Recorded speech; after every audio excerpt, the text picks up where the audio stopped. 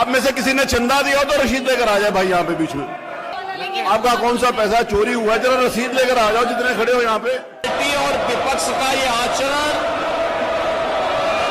न केवल असंवैधानिक है बल्कि सचिन आप बाहर चलिए, मैं आपकी सदस्यता के लिए प्रस्ताव कर दूंगा, आपकी सदस्यता जाने के लिए एथिक्स कमेटी को भेज के I will terminate your membership.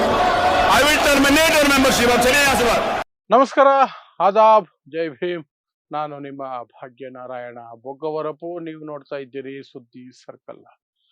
ಸಂಸತ್ತಿಗೆ ನರೇಂದ್ರ ಮೋದಿ ಅಮಿತ್ ಶಾ ಕಾಲಿಡೋದಕ್ಕೆ ಸಾಧ್ಯ ಆಗ್ತಾ ಇಲ್ಲ. ಹೆದರಿಕೊಂಡು ಸಂಸತ್ತಿಗೆ ಬರದೆ ಕದ್ದು ಮುಚ್ಚಿ ಓಡಾಡ್ತಾ ಇದ್ದಾರೆ ದೇಶದ ಪ್ರಧಾನಮಂತ್ರಿ ಮತ್ತು ಗೃಹ ಮಂತ್ರಿ ನರೇಂದ್ರ ಮೋದಿ ಅಮಿತ್ ಶಾ. ಅಂತಹ ಪರಿಸ್ಥಿತಿ ಈಗ ಉತ್ತರ ಪ್ರದೇಶದಲ್ಲಿ ಯೋಗಿ ಆದಿತ್ಯನಾಥ್ಗೂ ನಿರ್ಮಾಣ ಆಗಿದೆ.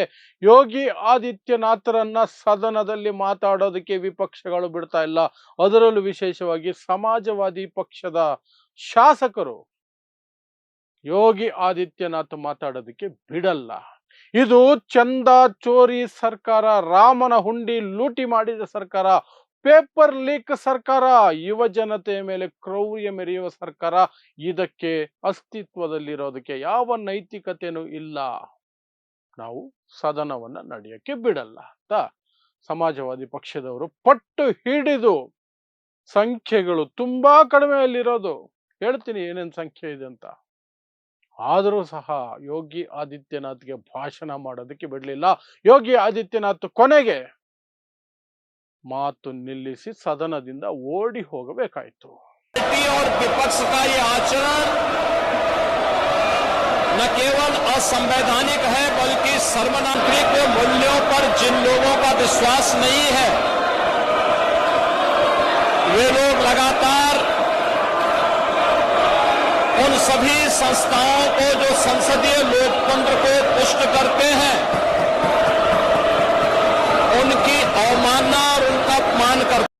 ಸೊ ಏನಾಯ್ತು ಉತ್ತರ ಪ್ರದೇಶದ ವಿಧಾನಸಭೆಯಲ್ಲಿ ವಿವರಿಸುವಂತಹ ಪ್ರಯತ್ನವನ್ನು ಮಾಡ್ತೀನಿ. ಸೊ ನಿಮಗೆ ಗೊತ್ತೇ ಇದೆ, ಈ ಮಾನ್ಸೂನ್ ಸೆಷನ್ ಯಾವಾಗ ಶುರುವಾಯಿತು ಪಾರ್ಲಿಮೆಂಟ್ ನಲ್ಲಿ ದೆಹಲಿಯಲ್ಲಿ, ಅವತ್ತಿನಿಂದ ಇವತ್ತಿನವರೆಗೆ 2 ವಾರ ಆಯಿತು. ನರೇಂದ್ರ ಮೋದಿ ಆಗ್ಲಿ, ದೇಶದ ಪ್ರಧಾನಿ ನರೇಂದ್ರ ಮೋದಿ ಆಗ್ಲಿ, ಗೃಹ ಸಚಿವ ಅಮಿತ್ ಶಾ ಆಗ್ಲಿ ಸದನಕ್ಕೆ ಬರುವ ಧೈರ್ಯ ತೋರ್ತಾ ಇಲ್ಲ. ಒಂದು ಕಡೆ ರಾಮನ ಚಂದಾ ಚೋರಿ, ರಾಮನ ಹುಂಡಿ ಹಣ ಕದ್ದಿರುವುದರ ಬಗ್ಗೆ ವಿಪಕ್ಷಗಳ ಗಲಾಟೆ, ಇನ್ನೊಂದು ಕಡೆ ಜಂತರ್ ಮಂತರ್ನಲ್ಲಿ ಮಕ್ಕಳ ಮೇಲಾದಂತಹ ದೌರ್ಜನ್ಯ, ಅವ್ರ ಮೇಲೆ ಪೊಲೀಸರು ಮಾಡಿದಂತಹ ಕ್ರೌರ್ಯ, ಆ ವಿಚಾರವಾಗಿ ಅಮಿತ್ ಶಾ ಮೇಲೆ ಅಟ್ಯಾಕು, ಪ್ಲಸ್ ಪೇಪರ್ ಲೀಕ್ ವಿಚಾರವಾಗಿಯೂ ಸಹ ನರೇಂದ್ರ ಮೋದಿ ಸರ್ಕಾರದ ಮೇಲೆ ಘೇರಾವು. ಈ ಕಾರಣಗಳಿಗೆ ಹೆದರಿಕೊಂಡು ನರೇಂದ್ರ ಮೋದಿ ಮತ್ತು ಅಮಿತ್ ಶಾ ಸದನಕ್ಕೆ ಕಾಲೇ ಇಟ್ಟಿಲ್ಲ. ಧೈರ್ಯನೇ ಇಲ್ಲ ಅವ್ರಿಗೆ. ಕಂಪ್ಲೀಟ್ ಆಗಿ ಹೇಡಿಗಳ ಹಾಗೆ ಸದನದ ಆವರಣದಲ್ಲಿ ಕಾಣಿಸ್ಕೊಂಡ್ರು ಸಹ ಅಮಿತ್ ಶಾ ಸದನದ ಒಳಗೆ ಬರ್ತಾ ಇಲ್ಲ. ಆ ಮಟ್ಟಕ್ಕೆ ಅವರನ್ನ ಭಯ ಕಾಡ್ತಾ ಇದೆ. ಅದೀಗ ಉತ್ತರ ಪ್ರದೇಶಕ್ಕೆ ಶಿಫ್ಟ್ ಆಗಿದೆ. ಉತ್ತರ ಪ್ರದೇಶದಲ್ಲಿಯೂ ಸಹ ಮಾನ್ಸೂನ್ ಸೆಷನ್ ನಡೀತಾ ಇದೆ. ಅಲ್ಲಿ ಇವತ್ತು ಅಲ್ಲಿನ ಮುಖ್ಯಮಂತ್ರಿ ಯೋಗಿ ಆದಿತ್ಯನಾಥ್ ಭಾಷಣ ಇತ್ತು. ಅವರಿಗೆ ಭಾಷಣ ಮಾಡೋದಕ್ಕೆ ಅರ್ಹತೆನೇ ಇಲ್ಲ, ಯೋಗ್ಯತೆನೇ ಇಲ್ಲ, ನೈತಿಕತೆ ಇಲ್ಲ ಅಂತ ಹೇಳಿ ಅಲ್ಲಿನ ವಿರೋಧ ಪಕ್ಷ, ಮುಖ್ಯವಾದ ವಿರೋಧ ಪಕ್ಷ ಸಮಾಜವಾದಿ ಪಕ್ಷದವರ MLAಗಳು ಮಾತಾಡಕ್ಕೆ ಬಿಡ್ಲಿಲ್ಲ. ಗದ್ದಲ ಅಂದ್ರೆ ಗದ್ದಲ. ಯಾವ ಮಟ್ಟಕ್ಕೆ ಗದ್ದಲ ಅಂದ್ರೆ ಸ್ಪೀಕರ್ ಬಾಯ್ ಬಡ್ಕೊಂಡ್ರು ಸಹ ಯಾರು ಕೇರ್ ಮಾಡಲಿಲ್ಲ. ಯೋಗಿ ಆದಿತ್ಯನಾಥ್ ಆ ಗದ್ದಲದ ನಡುವೆನೆ ತನ್ನ ಪ್ರತಿಷ್ಠೆ, ಈಗೋ ಎಲ್ಲವನ್ನು ಮುಂದಿಟ್ಟು ಭಾಷಣವನ್ನು ಮಾಡೋ ಪ್ರಯತ್ನ ಮಾಡಿದ್ರು. ಸಾಧ್ಯನೇ ಆಗ್ಲಿಲ್ಲ. ಅಲ್ಲಿ ಸ್ಪೀಕರ್ ಆಗಿರುವಂತಹ ಸತೀಶ್ ಮಹಾನ ಏನೆಲ್ಲ ಪ್ರಯತ್ನ ನಡೆಸಿದ್ರು, ಬೆದರಿಕೆ ಹಾಕಿದ್ರು. MLAಗಳನ್ನ ನಾನು ಸಸ್ಪೆಂಡ್ ಅಲ್ಲ, ಡಿಸ್ಮಿಸ್ ಮಾಡ್ಬಿಡ್ತೀನಿ ಅಂತ. सचिन आप बाहर चलिए, मैं आपकी सदस्यता के लिए प्रस्ताव कर दूंगा, आपकी सदस्यता जाने के लिए एथिक्स कमेटी को भेज के I will terminate your membership. अब चलिए यहाँ से बात.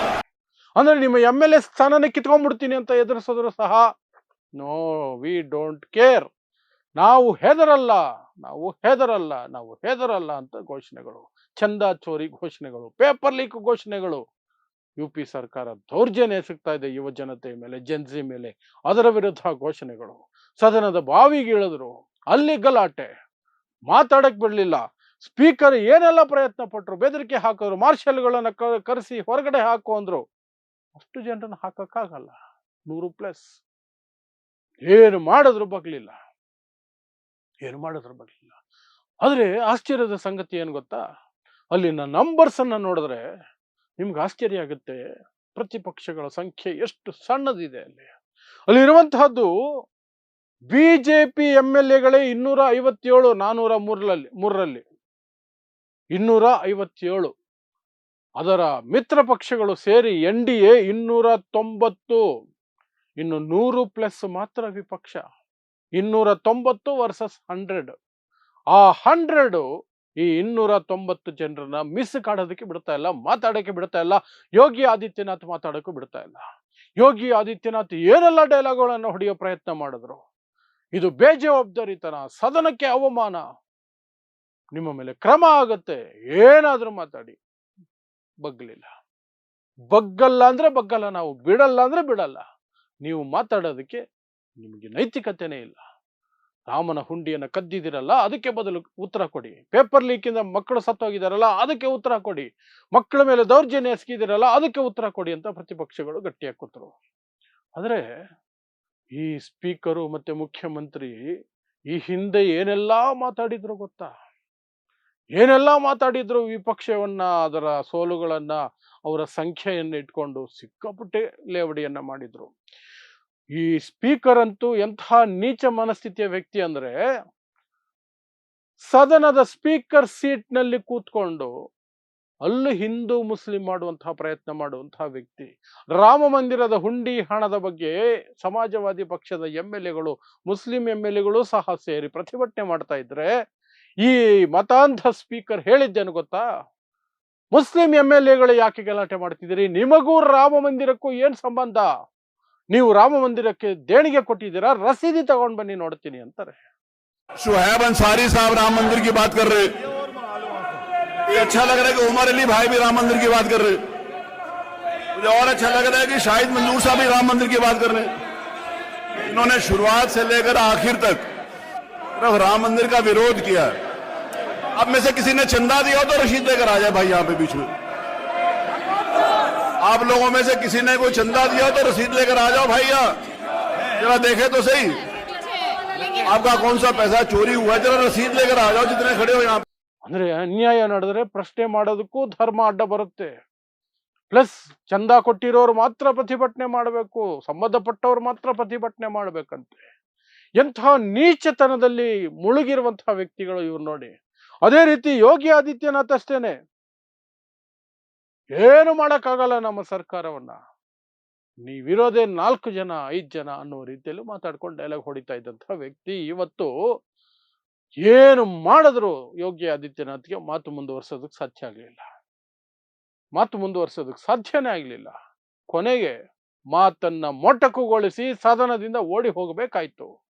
ಸೊ ಆ ಮೂಲಕ ಅಮಿತ್ ಶಾ ಮತ್ತು ನರೇಂದ್ರ ಮೋದಿಯ ಪಟ್ಟಿಗೆ ಸೇರ್ಕೊಂಡ್ರು ಯೋಗಿ ಆದಿತ್ಯನಾಥ್.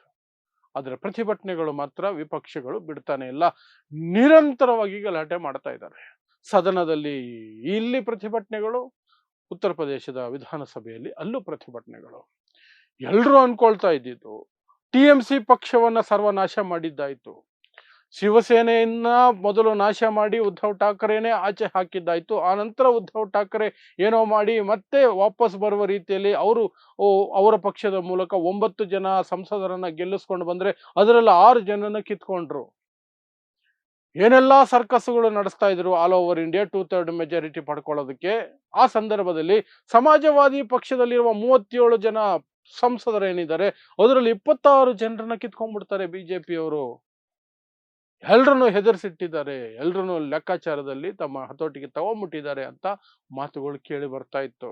ಎಲ್ರು ಅನ್ಕೊಳ್ತಾ ಇದ್ದಿದ್ದು ಸಮಾಜವಾದಿ ಪಕ್ಷ ತುಂಡಾಗಿ ಬಿಡುತ್ತೆ, ಛಿದ್ರ ಆಗೋಗುತ್ತೆ ಅಂತ. ಬಟ್ ಉತ್ತರ ಪ್ರದೇಶದ ವಿಧಾನಸಭೆಯ ಒಳಗೆ ನೋಡಿದಾಗ ಅರ್ಥ ಆಗ್ತಿರೋದು ಸಮಾಜವಾದಿ ಪಕ್ಷ ಈ ಹಿಂದಿಗಿಂತ ಹೆಚ್ಚು ಒಗ್ಗಟ್ಟಾಗಿದೆ, ಬಲಶಾಲಿಯಾಗಿದೆ, ಶಕ್ತಿಯುತವಾಗಿದೆ. ಅಖಿಲೇಶ್ ಯಾದವ್ ಇವರ ಗೇಮ್ ಅನ್ನ ಕೌಂಟರ್ ಗೇಮ್ ಮಾಡೋದ್ರಲ್ಲಿ ಸಫಲ ಆಗಿದ್ದಾರೆ ಅಂತ ವಿಧಾನಸಭೆಯಲ್ಲಿ ಪ್ರೂವ್ ಆಗ್ತಿತ್ತು. ಯಾಕೆಂದ್ರೆ 290 ಜನ ಇರುವಂತಹ ಆಡಳಿತ ಪಕ್ಷಕ್ಕೆ 100 ಜನ ಇರುವಂತಹ ವಿರೋಧ ಪಕ್ಷ ಮಾತಾಡಕ್ಕೆ ಬಿಡ್ತಾ ಇಲ್ಲ, ಅವಕಾಶ ಕೊಡ್ತಾ ಇಲ್ಲ. ಮಾರ್ಷಲ್ಗಳು ಬಂದ್ರು ಸರಿ, MLA ಸೀಟೆ ಡಿಸ್ಮಿಸ್ ಮಾಡಿದ್ರು ಸರಿ, ವಿ ಡೋಂಟ್ ಕೇರ್.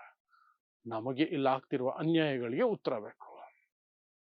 ಆ ಮಟ್ಟಕ್ಕೆ ಉತ್ತರ ಪ್ರದೇಶವು ಸಹ ಈಗ ಸದನದ ರೀತಿಯಲ್ಲಿ ಆಗೋಗಿದೆ. ದೆಹಲಿಯ ಸಂಸತ್ತಿನಲ್ಲಿ ಏನಾಗ್ತಿದೆಯೋ ಸೇಮ್ ಟು ಸೇಮ್ ಉತ್ತರ ಪ್ರದೇಶದ ವಿಧಾನಸಭೆಯಲ್ಲಿ ಆಗ್ತಾ ಇದೆ. ಇದು ಬಿಜೆಪಿಯವರ ಪಲಾಯನವಾದ, ತಲೆಮರೆಸ್ಕೊಂಡು ಓಡಾಡ್ಕೊಂಡಿರುವಂತಹ ಬುದ್ಧಿ ಮತ್ತು ದೇಶದಲ್ಲಿ ಸದ್ಯಕ್ಕೆ ವಿಪಕ್ಷಗಳು ಗಟ್ಟಿಯಾಗ್ತಿರೋದಕ್ಕೆ ಒಂದು ಸ್ಪಷ್ಟ ಸೂಚನೆ. ಸೊ ಇಂತಹದ್ದೇ ವಿಶೇಷ ಸುದ್ದಿಗಳಿಗಾಗಿ ನೋಡ್ತಾ ಇರಿ ಸುದ್ದಿ ಸರ್ಕಲ್. ನಾನು ನಿಮ್ಮ ಭಾಗ್ಯನಾರಾಯಣ ಬೊಗವರಪು.